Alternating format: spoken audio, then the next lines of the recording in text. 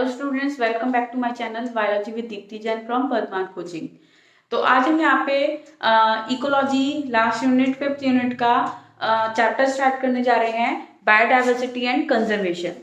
तो सबसे पहले हम इसमें देखते हैं व्हाट इज द बायोडाइवर्सिटी। तो बायोडाइवर्सिटी जो है, बायोडाइवर्सिटी दो वर्ड से मिलकर बनी है। एक तो हो गया biological,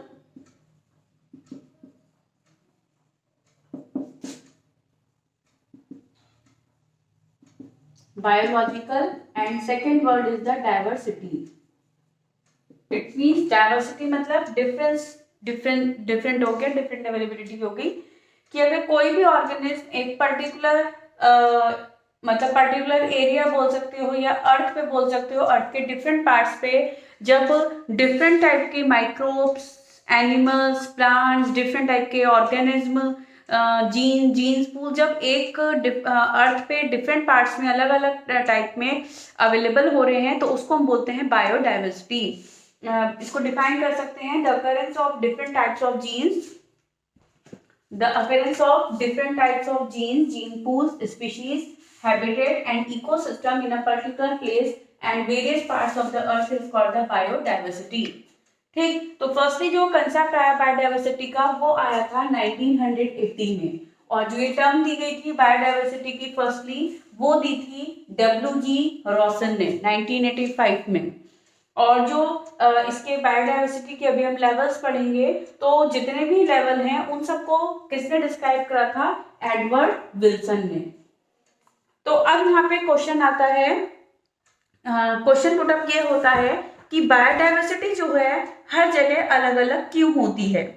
why does biodiversity differ from place to place, है ना। क्वेश्चन क्या बोला हमने?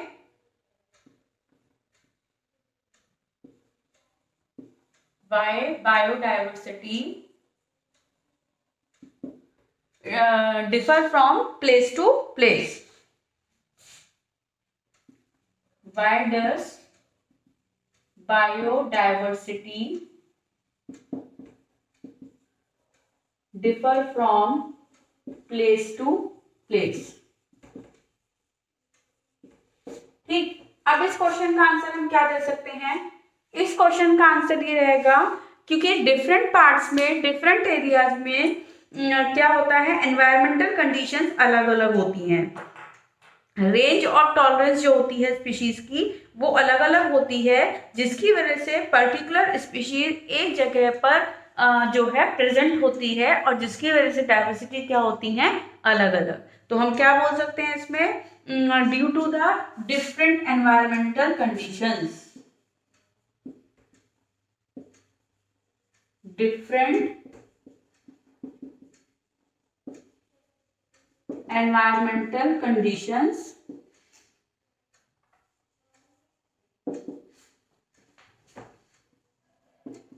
in different places।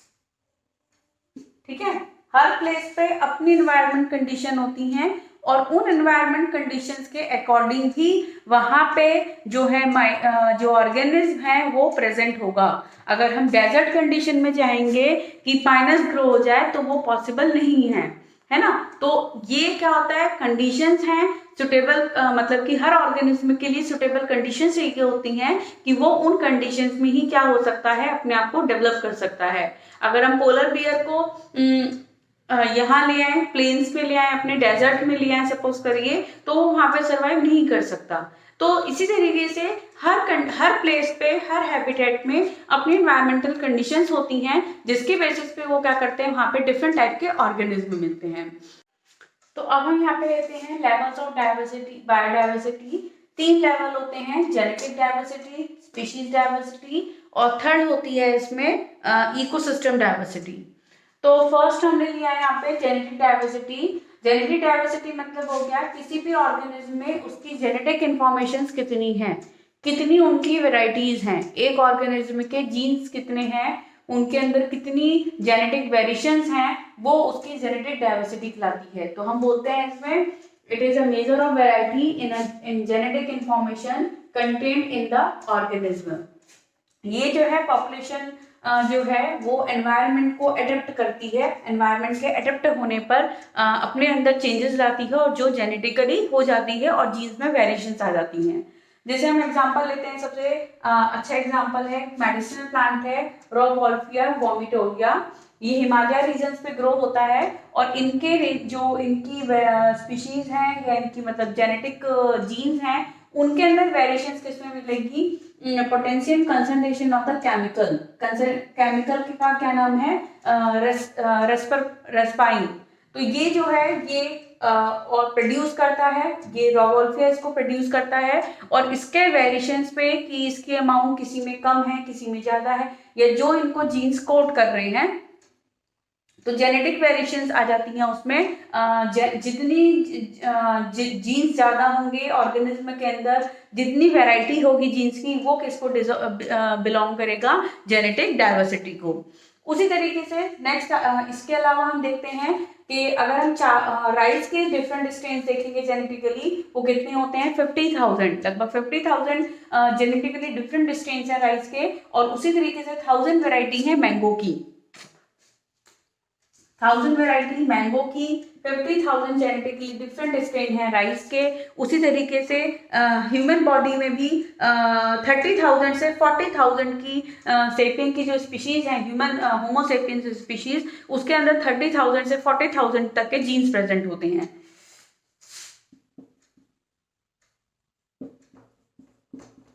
30,000 से 40,000 जीन्स, ठीक है। तो ये जेनेटिक डाइवर्सिटी कहलाता है। इसी तरह से ड्रोसोफिला में भी होता है, ड्रोसोफिला में होता है 13,000 जीन्स, उसके अंदर कितने जीन्स होते हैं, 13,000। तो ये एक अलग तरीके की मतलब उसमें जीन्स कितने हैं, जीन्स कितने बिलोंग करते हैं, जेनेटिक वेरिएशंस कितनी आ सकती हैं, वो हमारी जेनेटिक डाइवर्सिटी कहलाती है। फिर नेक्स्ट आता है इसमें स्पीशीज डाइवर्सिटी। स्पीशीज डाइवर्सिटी हो गया, it is a measure of the variety of species and their relative abundance present within a region। किसी भी एक रीजन के अंदर जो डिफरेंट वैरायटी ऑफ स्पीशीज है और उनके रिलेटिव जो है उस रीजन में जितने भी प्रेजेंट हैं वो उसकी स्पीशीज डाइवर्सिटी कहलाती है। जैसे अगर हम देखेंगे कि कुछ ऑर्गेनिज्म होते हैं, कुछ स्पीशीज होती हैं एक एरिया में ज़्यादा मिलती हैं और दूसरे एरिया में कम मिलती हैं। जैसे हमने देखा एग्जाम्पल लेते हैं, वेस्टर्न घाट में एम्फीबियन स्पीशीज क्या होती हैं, ज्यादा होती हैं कंपैरिजन टू ईस्टर्न घाट। ठीक है, वेस्टर्न घाट में क्या होंगी, एम्फीबियन स्पीशीज ज्यादा हैं ईस्टर्न घाट के कंपैरिजन में। और इसके अलावा जैसे हम देखते हैं लेपर्ड है, लॉयन है, टाइगर है, तो इन सब का जीनस क्या है, सेम है, पैंथरा टाइग्रिस, पैंथरा लियो और पैंथरा ये यूनिका। तो ये जो है सबके जीनस क्या है, सेम है, लेकिन स्पीशीज क्या हो गई, अलग अलग हो गई। तो वो आती स्पीशीज डाइवर्सिटी में कि एक जीन्स से जब डिफरेंट वैरायटी बन रही है एक जीनस से तो वो आ जाती है स्पीशीज डाइवर्सिटी के अंदर। तो स्पीशीज डाइवर्सिटी से मतलब हो गया कि एक रीजन के अंदर कितनी डिफरेंट स्पीशीज वहां पे अवेलेबल हैं, है ना, तो वो कहलाती है उसकी स्पीशीज डाइवर्सिटी। जितनी ज्यादा स्पीशीज होंगी उतना ज्यादा वो एरिया रिचनेस होगा, स्पीशीज रिचनेस कहलाता है। अब देखिए तीन चीजें मैंने ली है यहाँ पे, स्पीशीज रिचनेस, स्पीशीज इवननेस और डाइवर्सिटी। तो स्पीशीज रिचनेस मतलब कि एक एरिया में जितनी ज्यादा स्पीशीज है वो स्पीशीज रिचनेस कहलाया।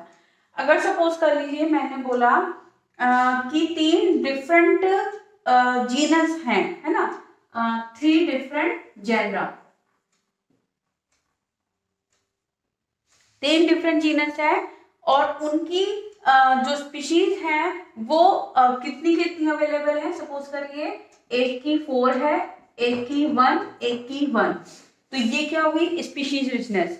4 एक से टाइप की स्पीशीज है और एक एक अलग अलग टाइप की हो गई, तो ये हो गई स्पीशीज रिचनेस।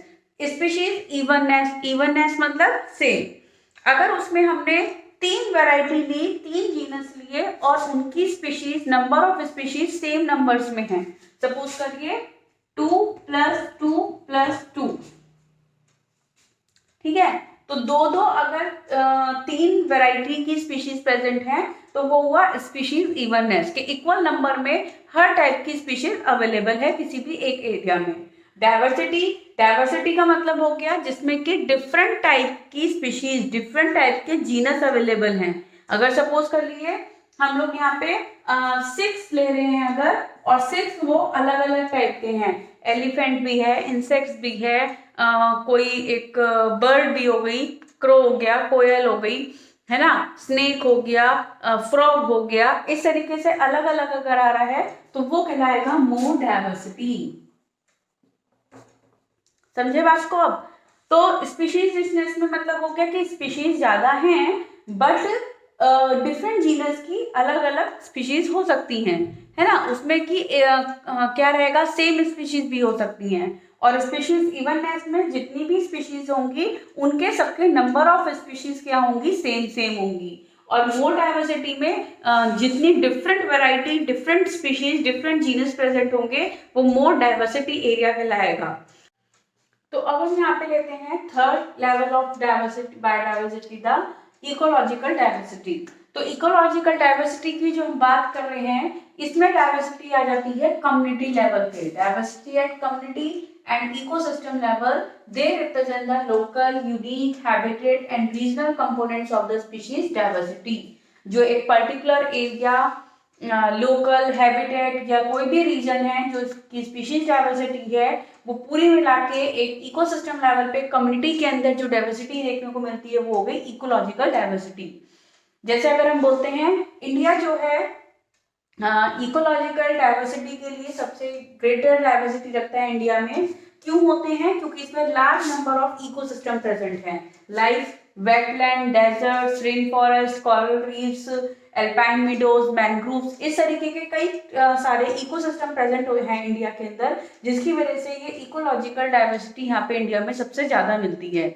तो यहाँ पे हम 3 लेवल ले रहे हैं बायोडाइवर्सिटी के। First is the alpha diversity, second is the beta diversity और third is the gamma diversity. तो जो अल्फा डाइवर्सिटी है ये होती है बिटवीन कम्युनिटीज,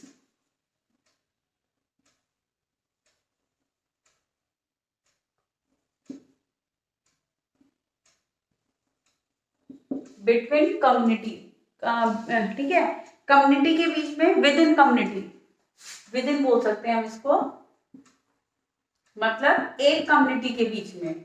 और बीटा डाइवर्सिटी होती है बिटवीन कम्युनिटी, और गामा डाइवर्सिटी होती है डाइवर्सिटी होल जियोग्राफिकल एरिया।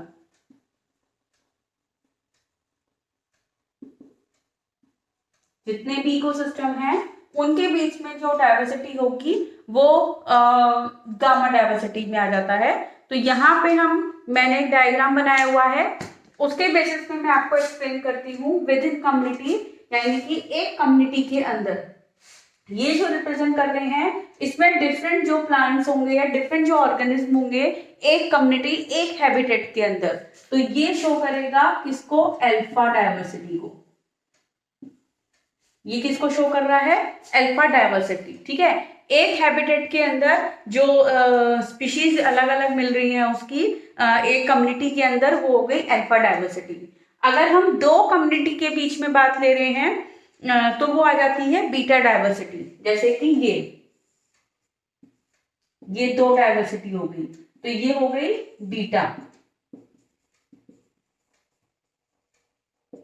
ठीक है। दो कम्युनिटी हो गई तो दोनों कम्युनिटी के बीच में जो मतलब वैरायटी आ रही है, डाइवर्सिटी शो हो रही है, वो कहलाती है बीटा डाइवर्सिटी। अब हम बोलते हैं इकोसिस्टम। तो इकोसिस्टम में गामा डाइवर्सिटी जो बोल रहे हैं वो देखिए आप, मैं कम्युनिटी 1 2 3 4 इस तरीके से अलग अलग कम्युनिटी बनी है, या इनको मिला के हम बोल सकते हैं कि अलग अलग इकोसिस्टम बन रहे हैं। तो ये जो पूरी कहलाएगी, ये कौन सी कहलाएगी? गामा। ये कहलाएगी गामा। तो हम इस तरह से पूरे जियोग्राफिकल एरिया में जितने भी इकोसिस्टम हैं या जितने भी हैबिटेट हैं, जितनी भी कम्युनिटी हैं, उनके अंदर जो डाइवर्सिटी आती है वो किसके अंदर आती है, गामा के अंदर। और कम्युनिटीज के बीच में जो डाइवर्सिटी देखने को मिलती है वो बीटा डाइवर्सिटी, और जो सिर्फ एक पर्टिकुलर कम्युनिटी के अंदर वेरिएशंस होंगी वो कहलाती है अल्फा डाइवर्सिटी। तो इस तरीके से लेवल्स हमने आज पढ़े हैं यहाँ पर। तो नेक्स्ट वीडियो में नेक्स्ट टॉपिक लेकर आऊंगी, इंपॉर्टेंट है ये भी टॉपिक। तो see you on the next video, till then bye bye.